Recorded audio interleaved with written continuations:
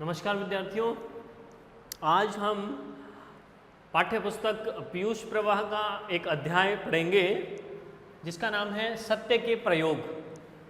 और ये एक आत्मकथा है, ऑटोबायोग्राफी है और इसके लेखक हैं, इसको लिखने वाले हैं गांधी जी।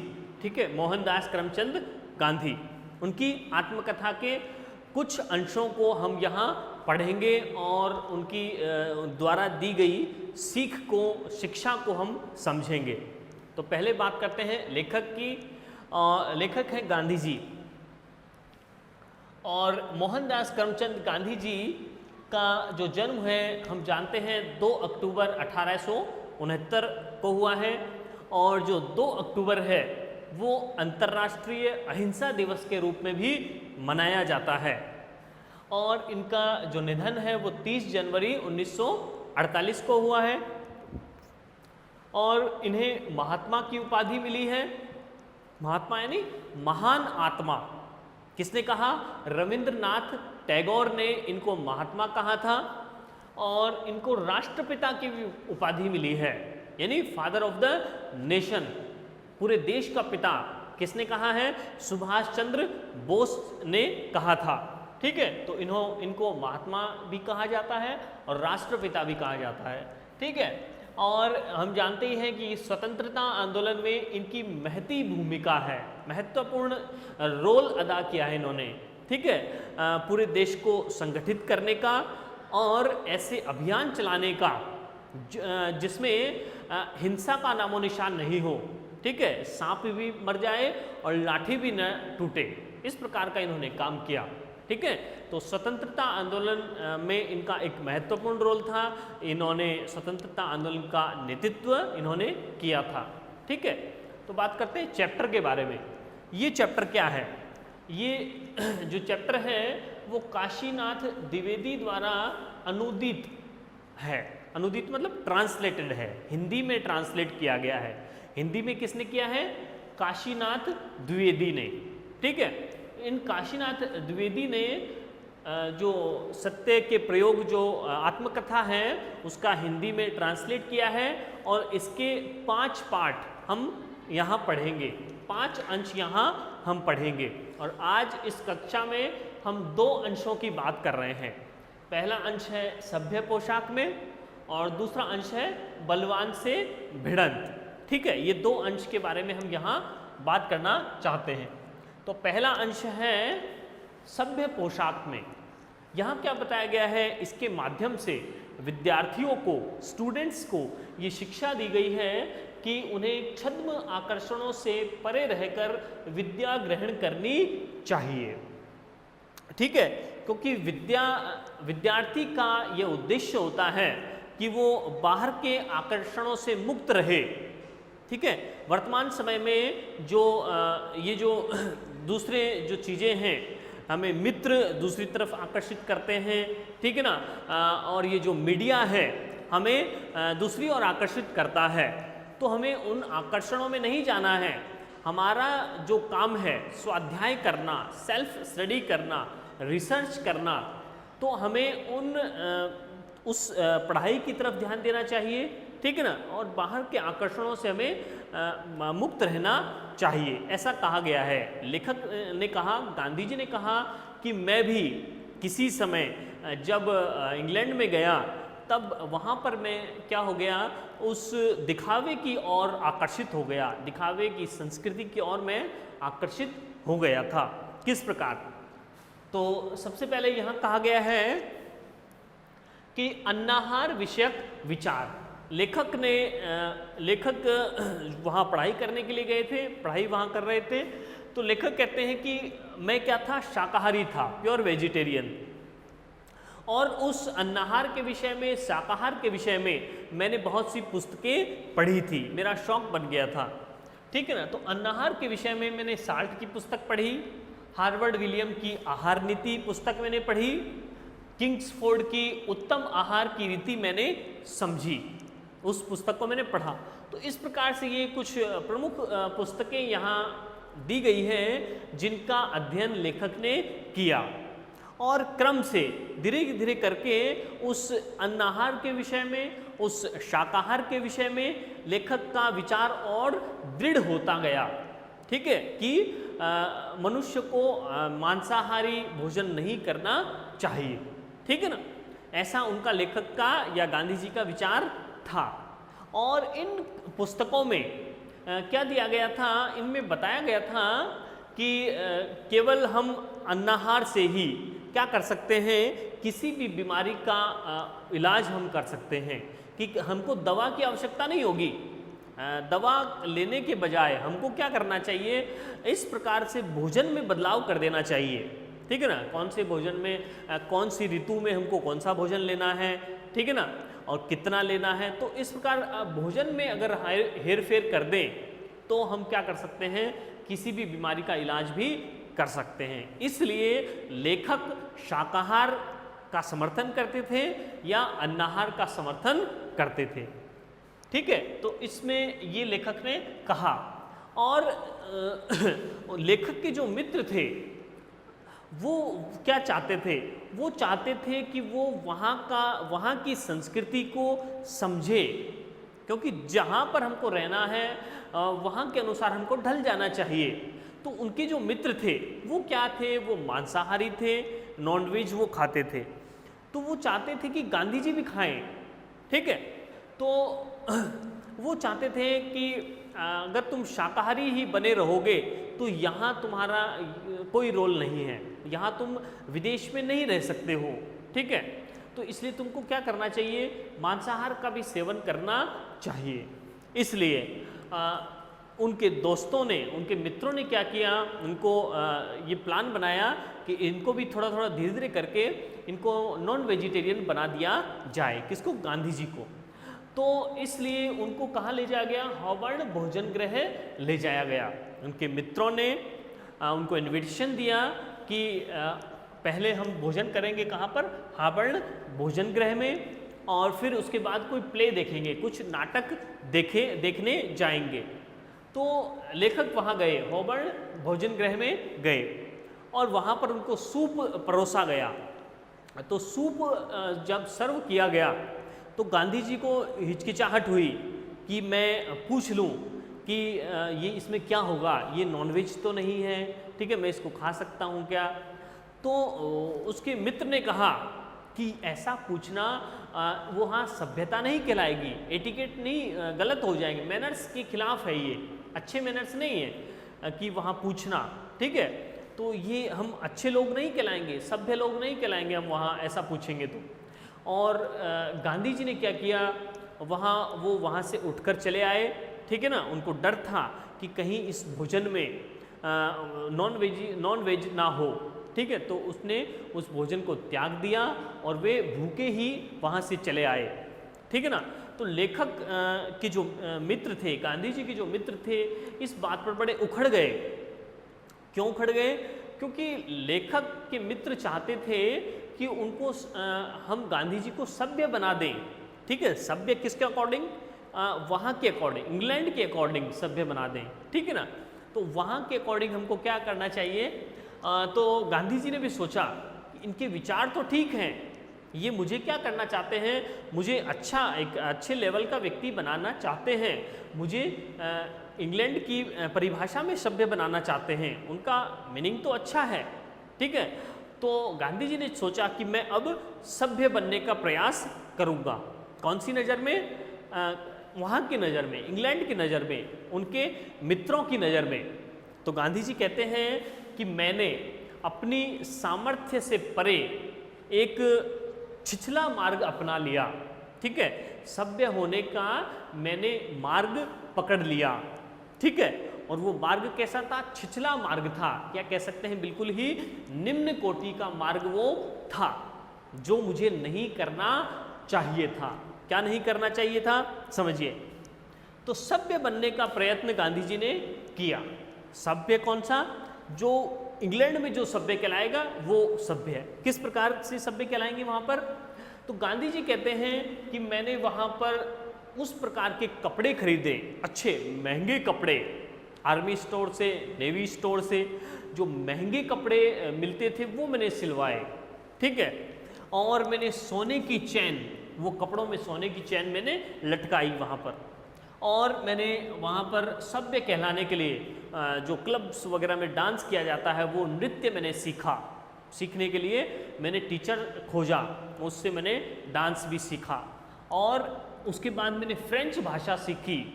ठीक है, फ्रेंच अगर मुझे बोलने, वहाँ उस समय की फ्रेंच भाषा जो राष्ट्रीय भाषा थी, तो वो फ्रेंच भाषा मैंने सीखने के लिए भी टीचर अपॉइंट किया।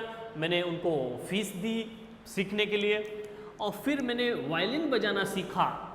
ठीक है, अगर मुझे डांस सीखना है, ठीक है ना, तो डांस की स्टेप, म्यूजिक का रिदम मुझे कैसे पता लगेगा, तो मैंने वायलिन भी बजाना सीखा। उसके लिए भी, वायलिन के लिए मैंने खर्चा किया, टीचर्स को मैंने पेमेंट दिया। ठीक है, और भाषण कला भी अच्छी होनी चाहिए, लच्छेदार भाषण आने चाहिए, तब मैं क्या कहलाऊंगा, सभ्य कहलाऊंगा। तो इस प्रकार से ये बातें उन्होंने की। किसने? गांधी जी ने। गांधी जी मार्ग से डाइवर्ट हो गए थे, उनका काम क्या था? पढ़ाई करना, लेकिन वो इन उल जुलूल बातों में लग गए थे। ठीक है, कपड़े सिलवाने में उन्होंने टाइम वेस्ट किया। ठीक है, डांस करने में, फ्रेंच सीखने में, वायलिन बजाने में, ठीक है, और इस प्रकार दिखावा करने में और अपने बालों को संवारने में वो बहुत ज़्यादा समय व्यतीत करते थे, या कह सकते हैं वेस्ट करते थे। ठीक है ना, तो ये बातें उन्होंने की। और उसके बाद कुछ समय बाद उन्होंने बेल साहब की एक पुस्तक पढ़ी, और बेल साहब ने बेल बजाई। ठीक है, उन बेल साहब ने क्या बजाई? बेल बजाई। बेल साहब की एक पुस्तक थी, उस पुस्तक में क्या लिखा हुआ था कि इस प्रकार सभ्य बनने से कुछ नहीं होगा, ये केवल कोरा दिखावा है। तुम एक विद्यार्थी हो और तुम्हें केवल अपनी विद्या अर्जन पर ही ध्यान देना चाहिए। इस प्रकार का तुमको ये जो मार्ग तुमने जो अपनाया है ये गलत है, अनुचित है। तो इस प्रकार का जो मैसेज गांधी जी ने उन बेल साहब की किताब में जब पढ़ा, तो उनके कानों में क्या बजी? बेल बजी, या कह सकते हैं घंटी बजी। ठीक है ना, किसके कानों में? गांधी जी के कानों में। ठीक है ना, वो जाग गए कि मैं ये क्या कर रहा हूँ, मैं इस काम के लिए थोड़ी आया हूँ यहाँ पर, सभ्य बनने के लिए या सभ्य बनने का दिखावा करने के लिए मैं यहाँ नहीं आया हूँ, मैं अपनी स्टडी के लिए यहाँ आया हूँ, तो मुझे वही करना चाहिए। ठीक है ना, तो इस प्रकार बेल साहब ने गांधी जी के कानों में बेल बजाई या घंटी बजाई, और वापस वो कुछ समय बाद उन्होंने क्या कर लिया, इन सबको दिखावे को छोड़ दिया और वो वापस अपनी पढ़ाई में लग गए। ठीक है, तो ये तो हो गया पहला दृश्य। पहले सीन में क्या बताया गया कि विद्यार्थी को इन आकर्षणों से, इस दिखावे से दूर रहना चाहिए और केवल विद्या ग्रहण करने पर ध्यान देना चाहिए। दूसरा जो दृश्य है, दूसरा जो अंश है, उसमें उसका नाम है, उसकी हेडिंग है बलवान से भिड़ंत। इसमें क्या कहा गया है? लेखक ने कहा है कि अन्याय से डटकर मुकाबला करना चाहिए। ठीक है, कोई भी अन्याय है तो हमें उससे घबराना नहीं है। ठीक है, कुछ गलत हो रहा है तो उसके प्रति हमको लड़ना है, मुकाबला करना है उसका। ठीक है, क्यों? और गांधी जी जो थे वकील थे, वकील बैरिस्टरी वो कर रहे थे। ठीक है, तो उन्होंने कहा कि जो गलत हो रहा है कि मैं उसके खिलाफ आवाज़ मैं उठाऊंगा। ठीक है ना, किस प्रकार? तो गांधी जी ने कहा है कि जोहान्सबर्ग, जो दक्षिण अफ्रीका में है, जोहान्सबर्ग पुलिस स्टेशन में क्या होता था? भ्रष्टाचार होता था। वहाँ क्या होता था कि वो एक बड़ा थाना था, बड़ा पुलिस स्टेशन था जोहान्सबर्ग में, और वहाँ क्या होता था कि वहाँ हिंदी जो हिंदुस्तानी थे, भारतीय थे, और जो चाइनीज जो लोग थे उनके साथ बड़ा भेदभाव होता था। ठीक है, जो गोरे लोग थे उनको तो वो भ्रष्टाचारी वहाँ पर लोग थे, भ्रष्टाचारी जो अफसर थे वहाँ, अधिकारी थे वहाँ नियुक्त थे। ठीक है ना, तो वहाँ पर गोरे लोगों को या इंग्लैंड के लोगों को तो वहाँ फ़ायदा होता था। ठीक है, वो तो थोड़ा बहुत रिश्वत दे करके काम अपना चला लेते थे, लेकिन भारतीयों को बड़ा नुकसान वहाँ होता था। उनके जो अधिकार थे वो मारे जा रहे थे। ठीक है ना, तो इस प्रकार रिश्वत वहाँ चलती थी, भ्रष्टाचार वहाँ होता था, बड़े जो लेवल के जो अधिकारी थे वो सब भ्रष्ट हो गए थे।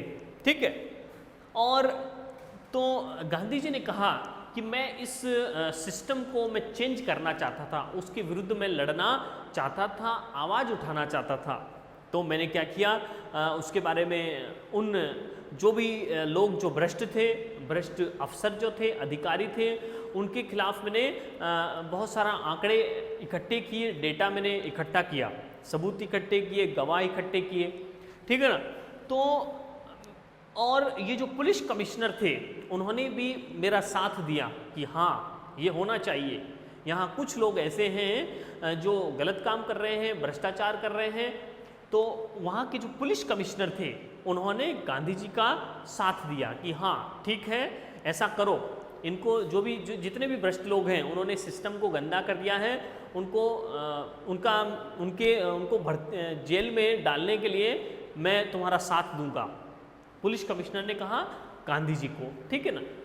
तो वहाँ पर वो जो दो लोग थे, गांधी जी ने एग्जाम्पल दिया है कि वो दो लोग ऐसे अधिकारी थे जिनको मैं पकड़वाना चाहता था, उनके खिलाफ मेरे पास सबूत भी थे।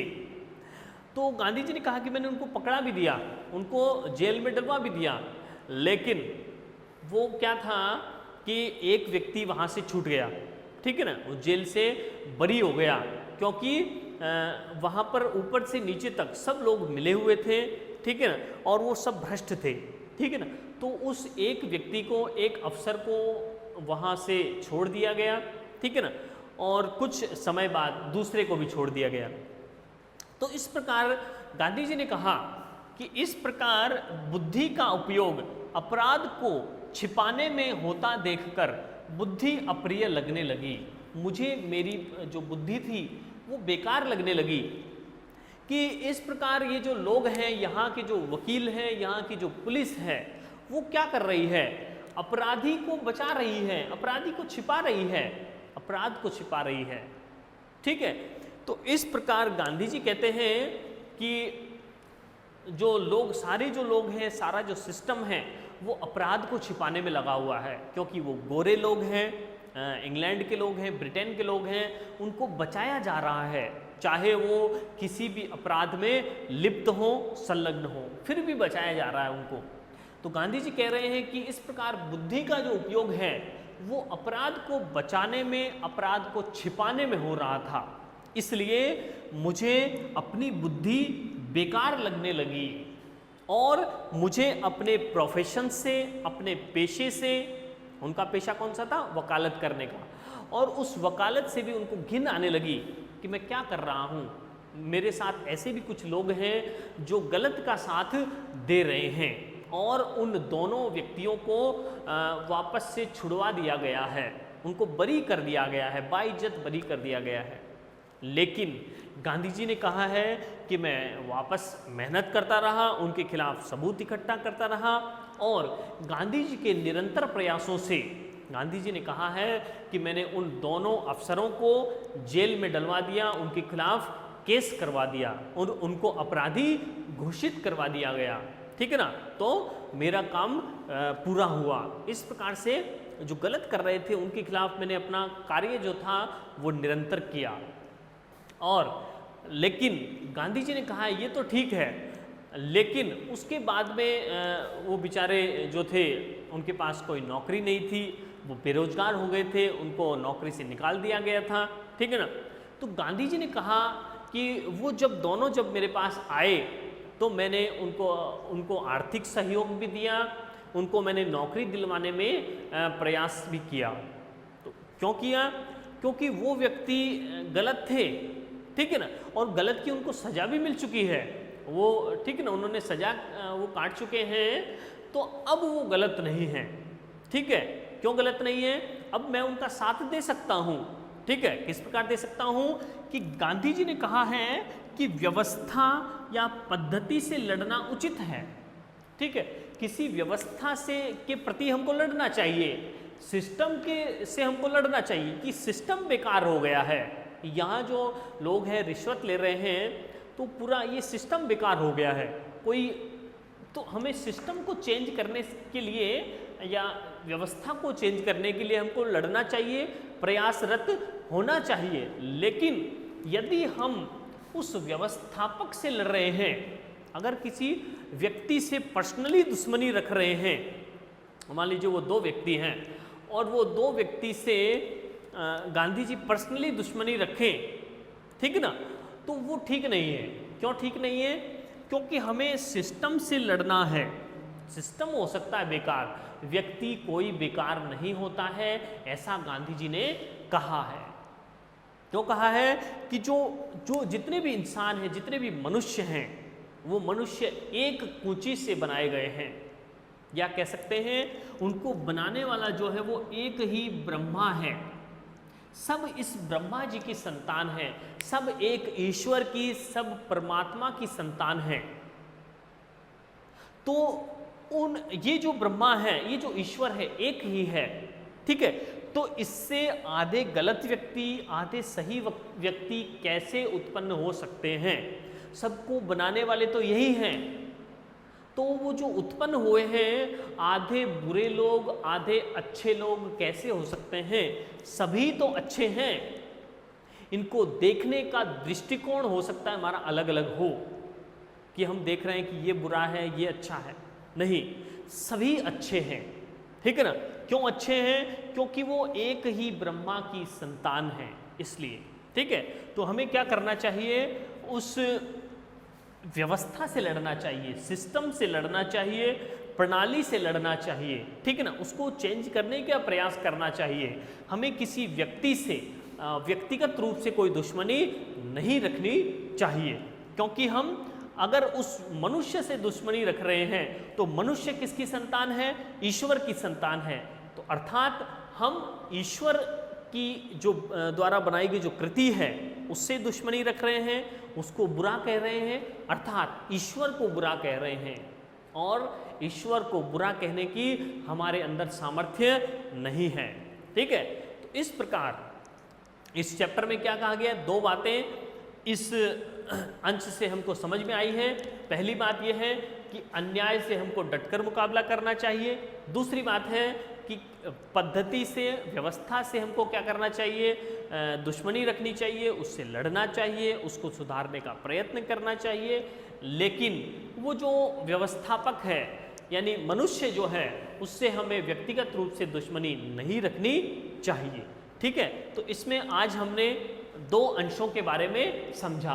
पहला है सभ्य पोशाक में और दूसरा है बलवान से भिड़ंत। इसके जो 3 अंश हैं वो हम अगली क्लास में बात करेंगे। धन्यवाद।